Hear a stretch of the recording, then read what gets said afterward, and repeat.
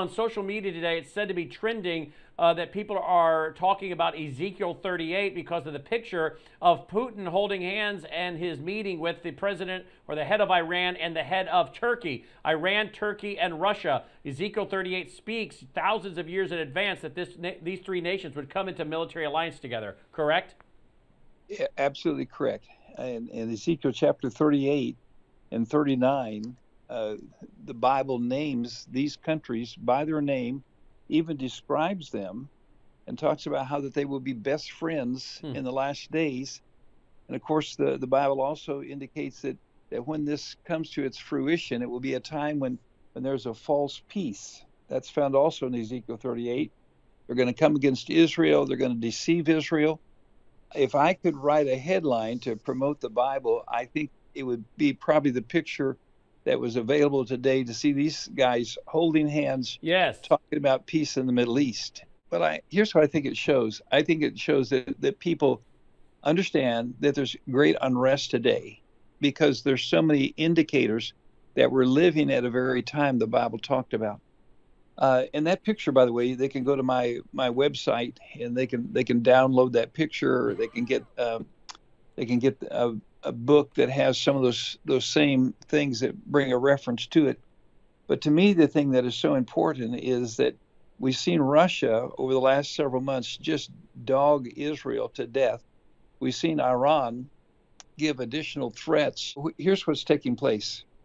The Bible indicates that in the last days, inflation is going to be horrible. Food is going to be scarce. There's going to be a way to control the world and the populations of the world. And energy and money are certainly part of that. Health is another one. We're watching all these things make headlines.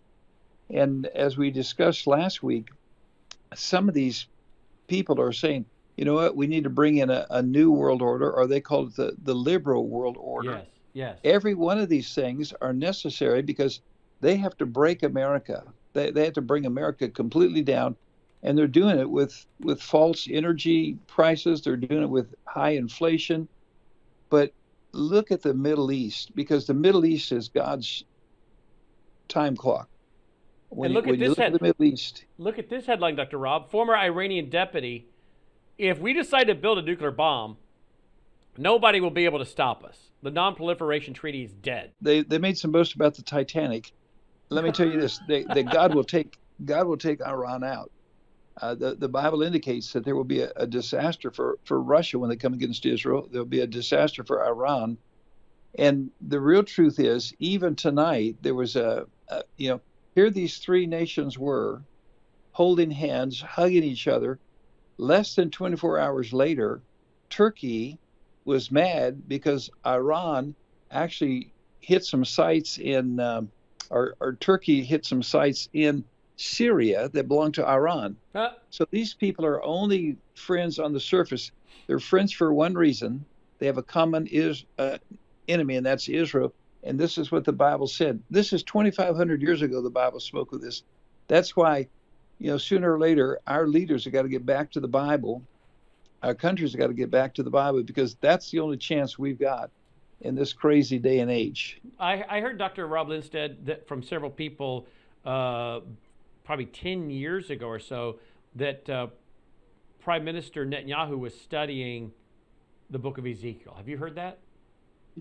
Well, no, I haven't heard that. I know that I personally had some discussions with a former Prime Minister of Israel. I said, okay, how do we know? I said, how do we know that when the Bible said that in the last days, Israel will become one nation again? They were divided. They were Judah and they were Israel. They were a single tribe and 10 tribes. And how do they get back? And how do we know that that's not going to happen again? He said, that's simple. And then he pointed me to the book of Ezekiel. And he said that in Ezekiel chapter 36 and 37 particularly, it says that Israel will come back as one stick, one united country. And when they debated how Israel would come back as a nation, the United Nations said, you're too weak. You're going to need help and support. They said, no, we're not coming back as two nations. We're coming back as one. We're coming back as a united stick, united nation. And so he pointed that out, saying, you know what? This is fulfilling the Bible. Hmm. And he was talking about Ezekiel chapter 37. So if we look at the scenario that takes place, chapter 36 is Israel coming back to the land, making the land work. That's exactly what took place. Chapter 37 is Israel coming back as one nation, becoming a great army. Chapter 38 and 39 are the enemies of Israel trying to actually wipe Israel out. That's what Iran is saying. That's what Russia is saying. And it says that they want to come and take a great gain, a great spoil. We're watching that take place in the news. I mean, this is exactly the news that we've been reading about for the last 30 days. I really think we're on the brink of seeing Jesus Christ come back. It's called the rapture of the church. And wow, what's bad news for the world is good news for those that have accepted Jesus Christ. Let's talk about the digital ID, because I read a report on the air the other night about the Bahamas. They're moving fast with the digital ID and tying it to everybody's banking and whatnot. What are you hearing over there? Well, the whole world's going to go to digital ID. I think it's one of the great tools the Antichrist is going to use, because with the digital ID, there's several things they can do. Number one, they can actually charge your account without you knowing about it. They can decide we're going to charge you this. Secondly, they can also approve or disapprove any purchase you make. And so I'm going to be honest with you, I don't trust it. Nope. Because all it does is gives one more whole level of control that the government has. I'm concerned because, you see, here's what we're seeing. We're seeing technology and government come together. It's bad enough that big technology has so much power over us.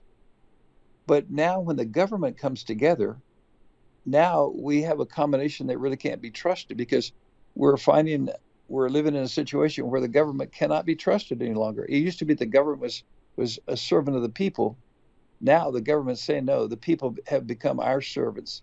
And Yep. so this is exactly, again, the scenario the Bible talks about in the last days. On my radio show today, only got like 2 minutes left, but on my radio show today, I interviewed Trevor Loudon again. There's a phone interview that's been picked up, I'm not sure how, but a phone interview with a guy in China with the CCP leaders, and it's been translated. Some experts have been studying it. They're talking about China's desire to go to war with America and invade America. We pointed to a speech given 15 years ago by General Chi, where he openly talks about going to war with America, using biological and chemical warfare against America, killing 2/3 of Americans and leaving the other third alive to be the servants of the superior race being themselves. We now see America surrounded, as Linsted would happen. I think 1924, he said, we'll take Eastern Europe, then Asia, surround the United States and collapse it from within. We see Nicaragua. We see what's going on in Venezuela.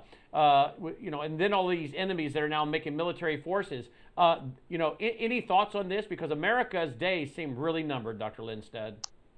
I'm concerned. And my concern is the fact that it seems like we're supporting our enemies. Here we are, we're helping Iran develop nuclear weapons. Why in the world would we do that when they threaten us? We're helping communist China to get control of our country and control of the world. Why are we doing this? Yep. And I think it goes again back to the fact that what we've done, we've left the first principles that our country was founded on.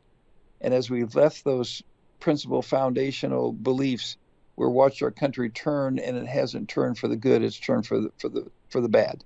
But as we understand Bible prophecy, it gives us the context, so we don't have to have fear and anxiety, because again, many of these things have been predicted. Jesus saying to his own disciples, who became his apostles, "I tell you these things so you will not fear."